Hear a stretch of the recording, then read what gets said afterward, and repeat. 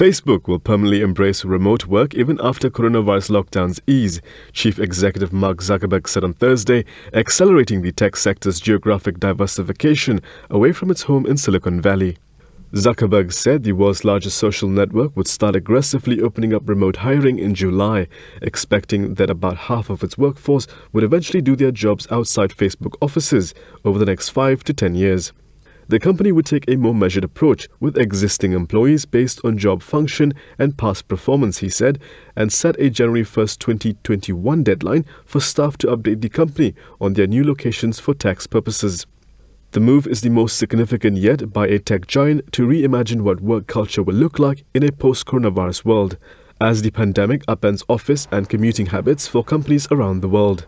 It follows similar announcements earlier this month by social media rival Twitter and payments company Square, both led by Jack Dorsey, which were the first tech companies to permit remote work indefinitely.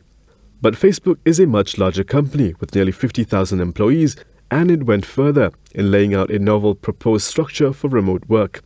Its decision is likely to have a pronounced impact on the San Francisco area, where the tech sector's rapid growth has strained regional infrastructure.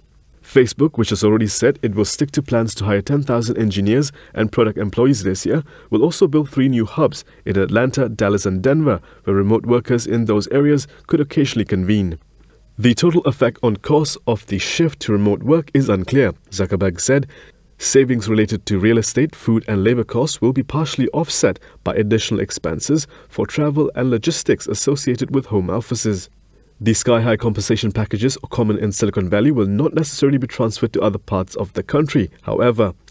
Zuckerberg said salaries will be adjusted if Facebook employees opt to live in less pricey regions, consistent with the company's existing cost of living calculations.